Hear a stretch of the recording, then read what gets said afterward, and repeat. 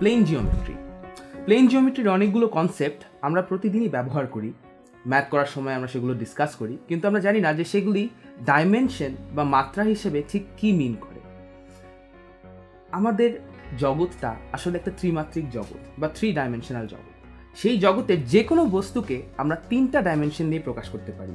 একটা হচ্ছে দৈর্ঘ্য, একটা হচ্ছে প্রস্থ এবং আরেকটা হচ্ছে উচ্চতা।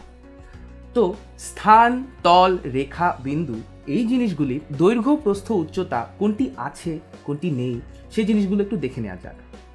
আমরা যদি স্থান বলি তখন আমাদের মাথায় ভাসে এমন কোনো জায়গা যেখানে কিছু রাখা যায়। প্রকৃতপক্ষে এই মহাবিশ্বের যে কোনো কিছুকে তুমি স্থান বলতে পারবে, সো লং অ্যাজ সেটা 3টা ডাইমেনশন বা 3টা মাত্রা থাকে। ধরে নাও একটা কিউব। এই কিউবটার একটা লেন্থ আছে, একটা ব্রেডথ আছে, একটা হাইট আছে, অর্থাৎ এর দৈর্ঘ্য, প্রস্থ, উচ্চতা 3টিই আছে। তাহলে আমরা যদি স্থান বলি তাহলে আমাদের বুঝতে হবে যে সেই স্থানের দৈর্ঘ্য, প্রস্থ, উচ্চতা 3টিই আছে। এখন যদি আমরা একটা তলের কথা বলি, একটা প্লেনের শুধু 2টি ডাইমেনশন থাকে, দৈর্ঘ্য অথবা প্রস্থ এবং প্রস্থ। আমরা প্রশ্ন করতে পারি যে কেন আমরা একটিকে উচ্চতা এবং আরেকটিকে প্রস্থ বলছি না, অথবা একটিকে দৈর্ঘ্য এবং আরেকটিকে উচ্চতা বলছি না। কথাটা হচ্ছে যে যখন মাত্রা ডিটারমিন করা হয়, সবচেয়ে লম্বা যে মাত্রা বা ডিমেনশন সেটাকে আমরা বলি দৈর্ঘ্য, তারপর যেটা সেটাকে আমরা বলি প্রস্থ, তারপর যেটা সাধারণত মাটি থেকে দূরত্ব বোঝায় সেটাকে আমরা বলি উচ্চতা।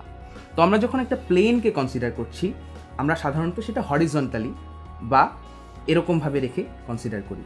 তো এই একটা পেপার রয়েছে তোমাদের কাছে, এই পেপারটার এটাকে যদি আমরা দৈর্ঘ্য বলি আর এটাকে যদি আমরা প্রস্থ বলি তাহলে বুঝতে হবে সেটা একটি তল বা প্লেন।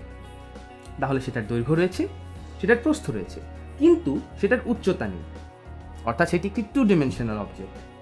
এখন যদি তুমি কনসিডার করো একটা রেখা বা একটা লাইন, সেই লাইনের কয়টি মাত্রা রয়েছে বা কয়টি ডাইমেনশন রয়েছে। একটা লাইনের দৈর্ঘ্য আছে, অথবা প্রস্থ আছে, অথবা উচ্চতা আছে, ডিপেন্ড করবে সেটাকে তুমি কিভাবে রাখছো।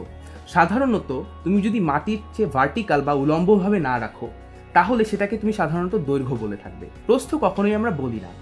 আর যদি তুমি সেটা মাটির থেকে উলম্বভাবে বা এরকম ভার্টিক্যালি রেখে দাও তখন তুমি বলতে পারবে যে সেই লাইনের একটা উচ্চতা আছে।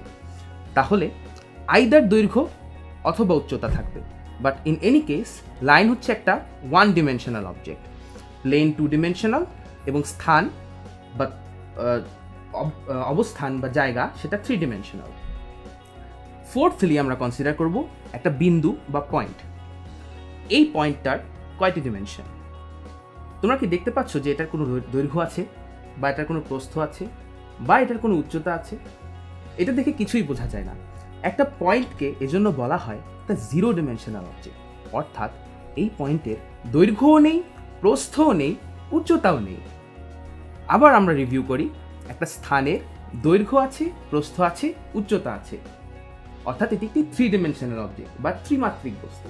একটা প্লেনের দৈর্ঘ্য আছে, প্রস্থ আছে, কিন্তু উচ্চতা নেই, অর্থাৎ এটি একটি 2 ডিমেনশনাল অবজেক্ট।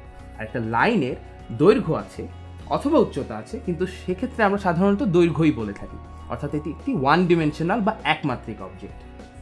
আর ফাইনালি একটা পয়েন্টের কোনো ডিমেনশনই নেই, দৈর্ঘ্যও নেই, প্রস্থও নেই, উচ্চতাও নেই, তাই আমরা একটি পয়েন্টকে বলে থাকি বা একটি বিন্দুকে বলে থাকি 0 ডিমেনশনাল অবজেক্ট।